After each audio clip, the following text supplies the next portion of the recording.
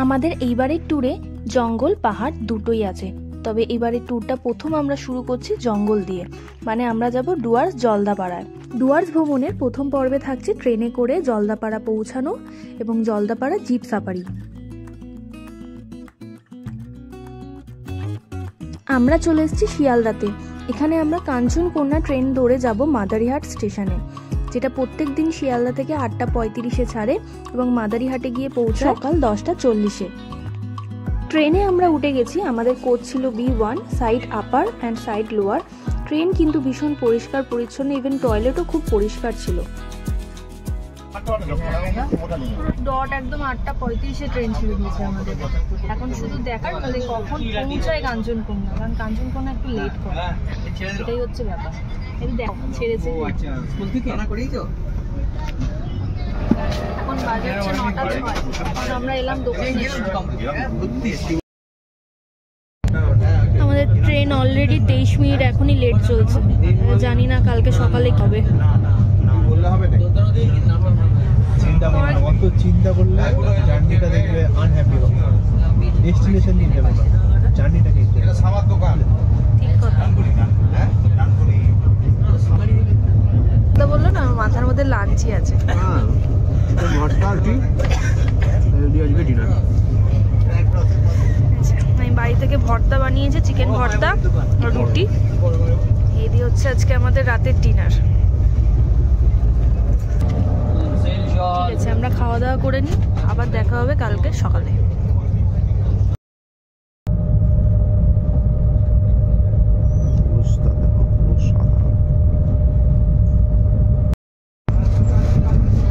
কি ভাববে? 1,000 টাকা চুরি হয়ে গেছে। 1,500 টাকা চুরি হয়ে গেছে?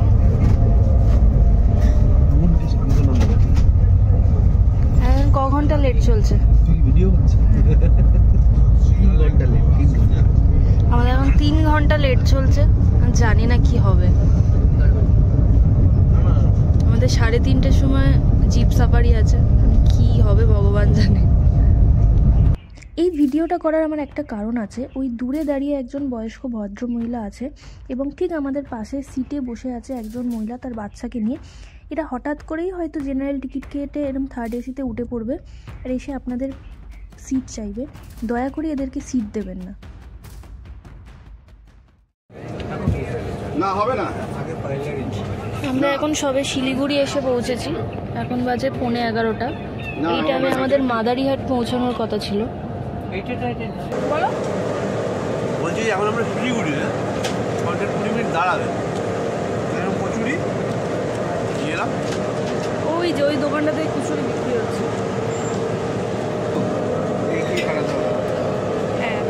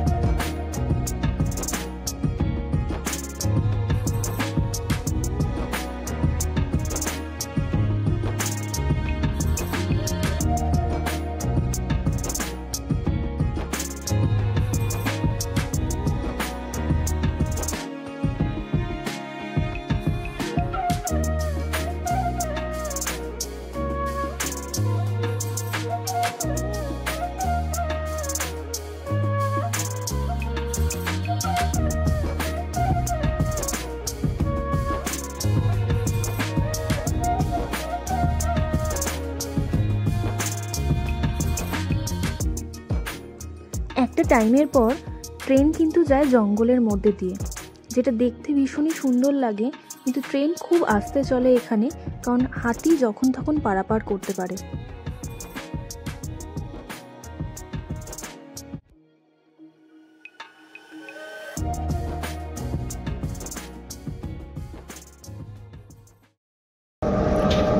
এখন ঘড়ির কাঁটায় বাজে 12:10। আমরা পৌঁছে গেলাম সেবক স্টেশনে। একটু পরে করোনেশন ব্রিজ পড়বে। অপূর্ব সুন্দর।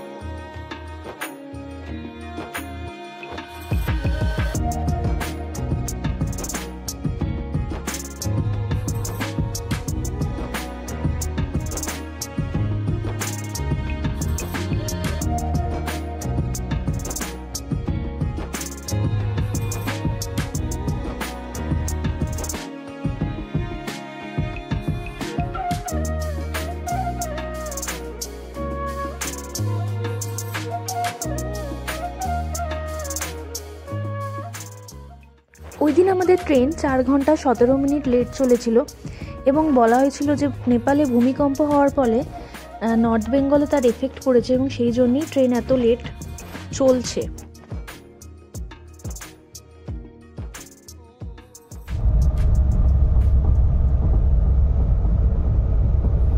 আমাদের এখন নিউ মাল ক্রস করলো একটু আগে। ট্রেন এখন মোটামুটি প্রায় ফাঁকা, আর বেজে গেছে এখন কটা, 1টা। আর ট্রেন মাদারিহাটে পৌঁছালো হচ্ছে প্রায় 2:30 নাগাদ। 3:30 সাফারি আছে, আমাদের দেরি হয়ে যাবে, তাই হোটেলের সাথে কথা বলে আমরা আগে চলে যাব সাফারি করতে। সাফারি করে তারপর যাব বিকেলবেলা হোটেলে চেক ইন করব। এই হচ্ছে এখন আপাতত প্ল্যান।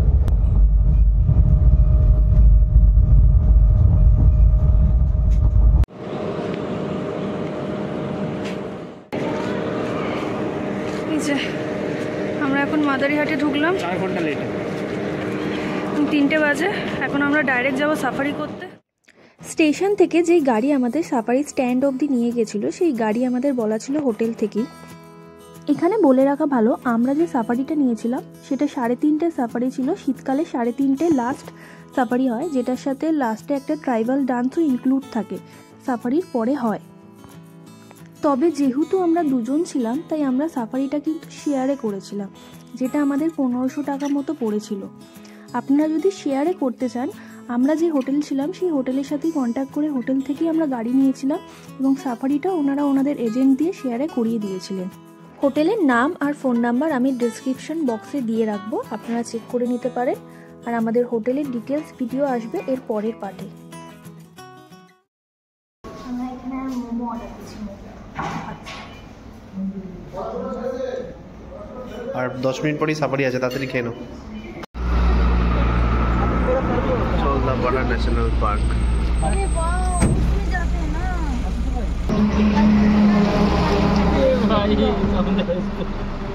আচ্ছা, আমরা এখন সাফারিতে বেরিয়েছি, দেখা যাক কি হয়। হ্যাঁ, থ্যাংক ইউ।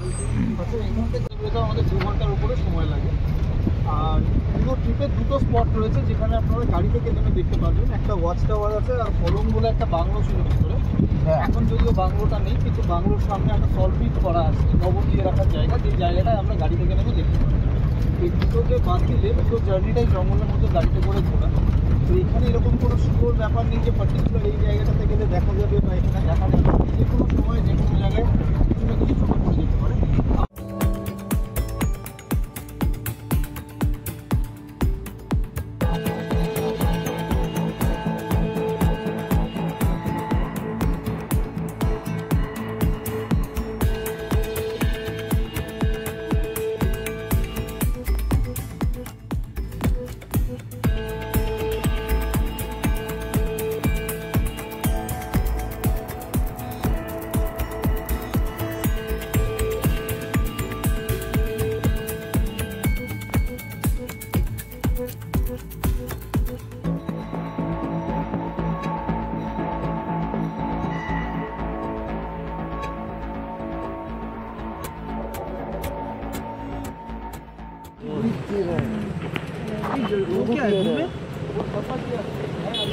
सांबर डियर नहीं, वो सीधा क्या है? वो तो हाथी है। हाथी है।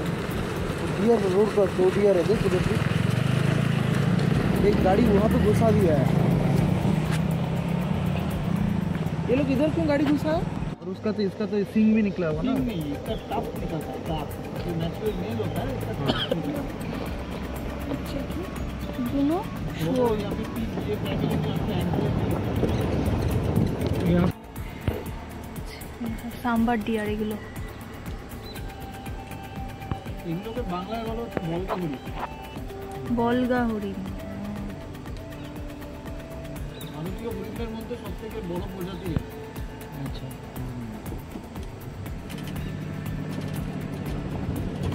বলগা।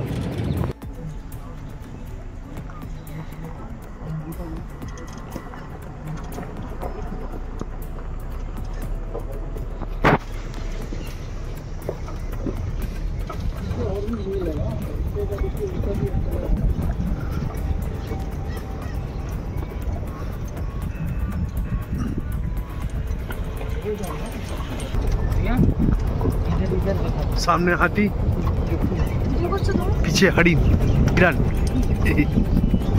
इधर पीकॉक, सब कुछ है एक साथ। জন্য গাড়িটা এগোতে পারছে না। অ্যাকচুয়ালি একটা বাচ্চা রয়েছে, দেখেছো পাশে?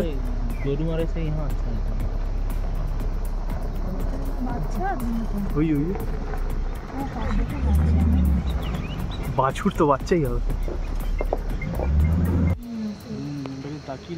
একজন পুরো একদম গাড়ির দিকে তাকিয়ে রয়েছে।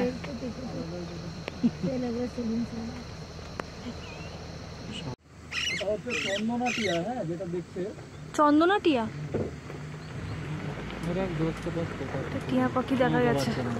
ठीक है, तोता तो कोई अच्छा बात है, गले सिखा दिया था उड़िया में, जो कोई जाएगा तो वही जाएगा। আমাদের এই ওয়াচ টাওয়ারের কাছে নামিয়েছে এখন। প্রচুর বাইসন আছে, প্রচুর বাইসন আছে। এখানে নুন দেয়া থাকে বললো না? হ্যাঁ।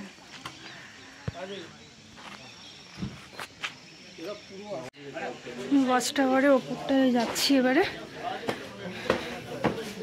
দেখা যাক।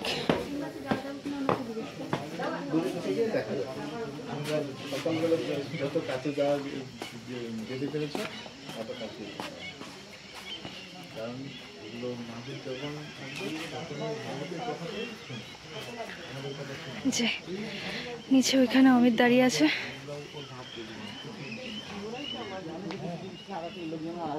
দূরে একটা ময়ূর।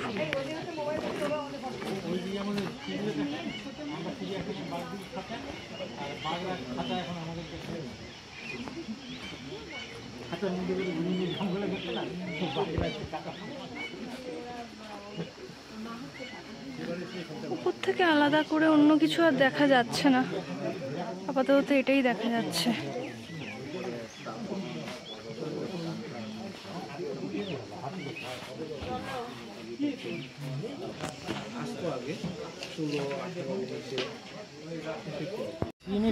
হর্নবিল এগুলো दो है, दो है, হ্যাঁ হ্যাঁ হ্যাঁ।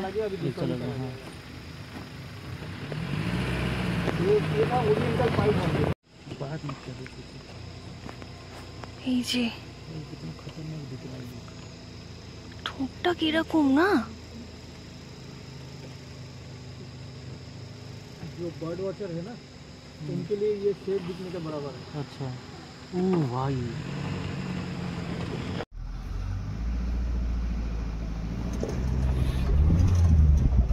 আমাদের রাস্তাঘাট করে রয়েছে।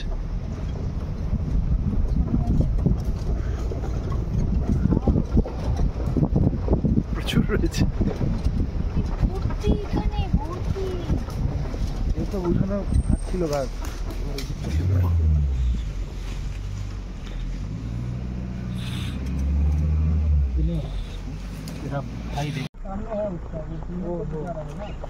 वो जिस मोरनी को दिखा रहा है वो सामने है ना।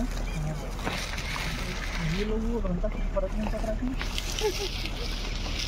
देख ये लोग जाकिर खान का आवाज नहीं।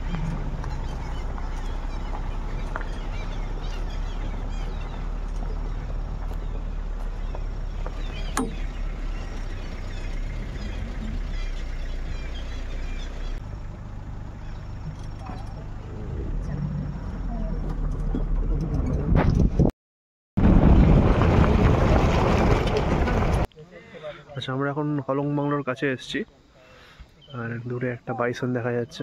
যদিও হলং বাংলো এখন নেই, আগুনে পুড়ে গেছে। একটা ময়ূর রয়েছে দূরে।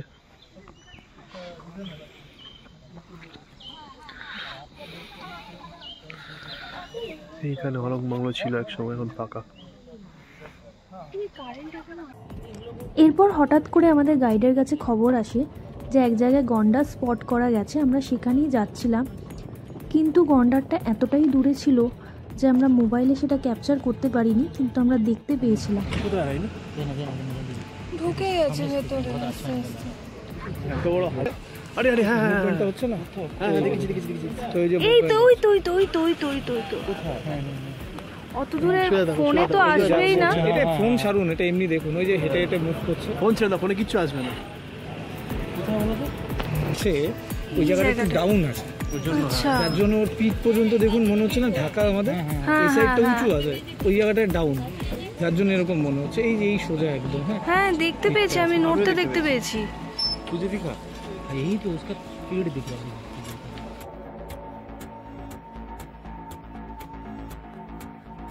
ঠিক এই জায়গায় ঝোপঝাড়ের পেছনে গন্ডারটা ছিল, কিন্তু গন্ডারটা এতটাই দূরে ছিল যে আমাদের পক্ষে মোবাইলে ক্যাপচার করা ওটা সম্ভব হয়নি।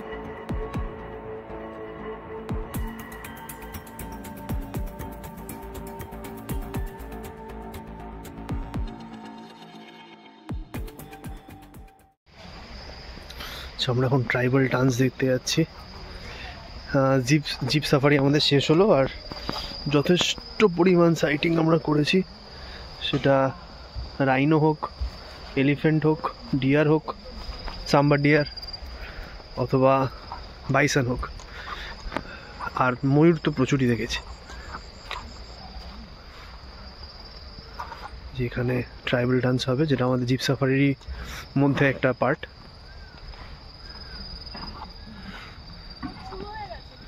আচ্ছা, ট্রাইবাল ডান্স শুরু হয়ে গেছে। এটা দেখে তারপরে আমরা আমাদের হোটেল ব্যাক করব।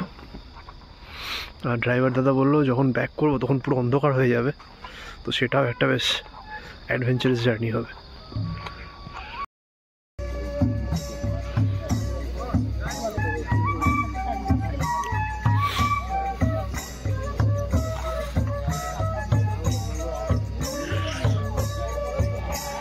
যেখানে ট্রাইবাল ডান্স হচ্ছে জায়গাটা দেখো,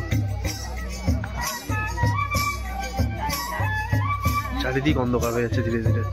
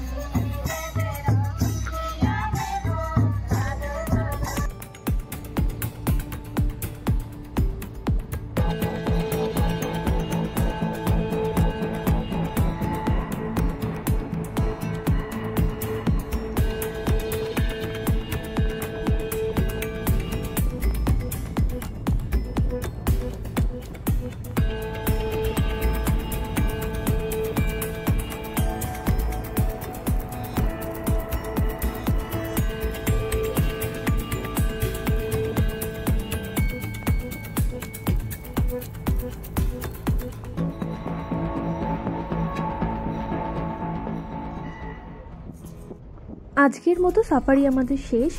এবারে আমরা ফিরছি আমাদের হোটেলের দিকে। হোটেলের রাস্তাটা ঠিক এই রকমই একটা গ্রামের ভেতরে নির্ঝুম একটা অন্ধকার রাস্তা ছিল, যেটা দিয়ে আমরা হোটেলে রাতে ফিরেছিলাম। আমাদের এই হোটেলটা ছিল একটি গ্রামের ভেতরেই এবং হলং নদীর ঠিক পাড়ে। হলং নদীর ওই পাড়টা ছিল জলদাপাড়া ফরেস্ট, আর এই পাড়টাই আমাদের পুরো হোটেলটা ছিল, যেটা আমাদের ভীষণ ভালো লেগেছিল, তাই আমরা এই হোটেলটা চুজ করেছিলাম থাকার জন্য।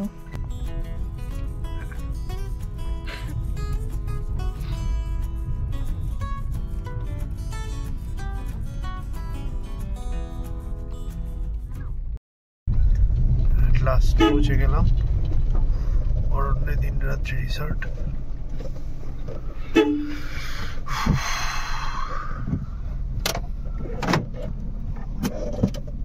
চলো আজকের রাত আর কালকের রাত, দুটো রাত এখানে কাটাবো। অরণ্যে দিনরাত্রি লজে ওই যে আমাদের একদম ধারেরটাই পেয়েছি। যদি একটু আমরা আজকে তাড়াতাড়ি সকাল সকাল মানে দুপুর চলে আসতে পারতাম, তাহলে একটু বেশ ঘুরে দেখানো যেত। কালকে দেখাবো, হ্যাঁ, আজকে কোনোভাবেই পসিবল না। হ্যাঁ, রুমটা কেটে আপনাকে দেখিয়ে দিই।